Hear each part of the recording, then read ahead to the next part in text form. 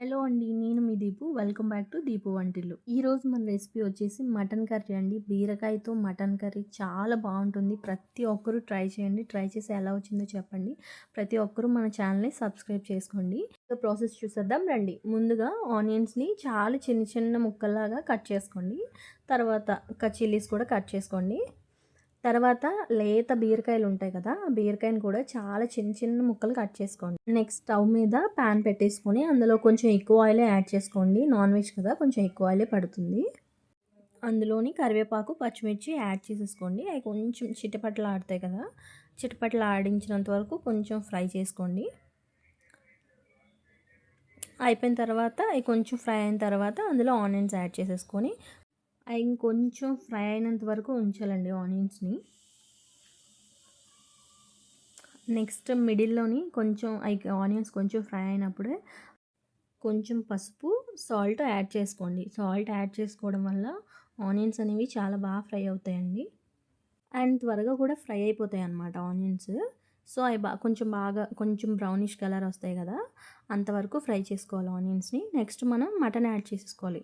చూడండి, మటన్ తీసుకునేటప్పుడే కొంచెం లేతగా ఉంటుంది కదా, మంచిగా ఉన్న మటన్ తీసుకోండి. అప్పుడే కూరగా అనేది చాలా మంచి టేస్ట్ వస్తుంది. మటన్ అనేది యాడ్ చేసేసుకొని మంచిగా ఆనియన్స్తోని బాగా ఆయిల్లో మిక్స్ చేస్తూ మంచిగా కలుపుకోండి.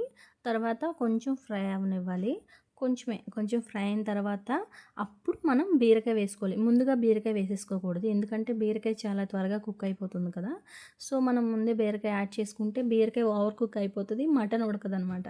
సో అందుకని మటన్ కొంచెం ఉడికిన తర్వాత అప్పుడు బీరకాయ యాడ్ చేసుకోవాలి. తర్వాత రెండు బాగా కలిపేసి ఇంకా మూత పెట్టేసుకొని కొంచెం సేపు బాగా ఫ్రై అవ్వనివ్వాలి. బీరకాయలోని మటన్లోని ఉన్న వాటర్ అనేది బాగా పైకి వచ్చేసి చాలా బాగా కుక్ అవుతుందండి. మనం ఇంకా వాటర్ ఏమి యాడ్ చేయలేదు, ఓన్లీ బీరకాయ అండ్ మటన్లో నుంచి వచ్చిన వాటర్తోనే బీరకాయ అండ్ మటన్ మెయిన్గా మటన్ అనేది చాలా బాగా కుక్ అవుతుంది. ఇంకా రెండు బాగా మిక్స్ చేసుకోండి. చాలా బాగా మిక్స్ చేసిన తర్వాత అంటే అడుగు అంటుకుంటుంది కదా, ఆయిల్ బాగా పైకి తేలినంత వరకు ఫ్రై చేసాం కాబట్టి. సో కొంచెం బాగా మిక్స్ చేసుకోండి. అప్పుడు అల్లం వెల్లిపాయ పేస్ట్ కూడా వేసుకోండి, ఆ క్లిప్ మిస్ అయింది. అది కొంచెం బాగా ఫ్రై అయిన తర్వాత అప్పుడు కారం, కొంచెం ధనియాల పొడి, జీరా powder, mutton masala, garam masala and కల్లుప్పు ఉంటుంది కదా, కల్లుప్పు యాడ్ చేసుకొని ఫ్లేమ్ని హైలో పెట్టేసి అప్పుడు ఈ ఈ మటన్తో ఇవి ఉంటాయి కదా, ఇవన్నీ బాగా ఫ్రై చేసి ఒక 2 మినిట్స్ ఉంచుకోండి. అప్పుడు మసాలాలో ఉన్న ఫ్లేవర్ అంతా కర్రీకి బాగా పడుతుందన్నమాట.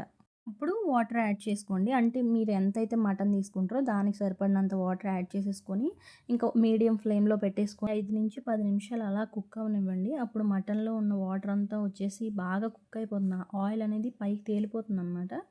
సో అప్పుడు మనకి ఫుల్ గ్రేవీతో కర్రీ అనేది రెడీ అయిపోతుంది అనమాట. సో మీరు ఇంతవరకు ఉంచేసుకోవచ్చు. బట్ నేను ఇంకొంచెం నాకు ఇంకా బాగా ఫ్రై అవ్వాలని చెప్పి ఉంచేసాను. బట్ నేను ముందే అలా దించేసుకున్నా కూడా చాలా బాగుంటుందండి. మీకు ఎక్కువ గ్రేవీ కావాలంటే ఆ స్టేజ్లో దించేసుకోండి. ఆ తర్వాత ఉప్పు ఏదైనా సరిపోతే ఉప్పు అది చూసుకొని వేసేసుకోండి. లాస్ట్లో కొత్తిమీరతో గార్నిష్ చేసుకోండి. అంతే అండి, చాలా సింపుల్ అండ్ క్విక్గా అయిపోయే మటన్ కర్రీ అండి. బీరకాయతో సూపర్గా ఉంటుంది. ప్రతి ఒక్కరూ ట్రై చేయండి. ఇది మా అమ్మగారు నాకు నేర్పించిన రెసిపీ అండి. సూపర్ అంటే సూపర్గా ఉంటుంది. బ్యాచిలర్స్ కూడా క్విక్ ఇలా అంటే అలా చేసేసుకోవచ్చు కర్రీని. ప్రతి ఒక్కరూ ట్రై చేసి నా కామెంట్ సెక్షన్లో కామెంట్ చేయండి. ప్రతి ఒక్కరూ నా ఛానల్ని సబ్స్క్రైబ్ చేసుకోండి. Please subscribe to my channel Deepu వంటిల్లు.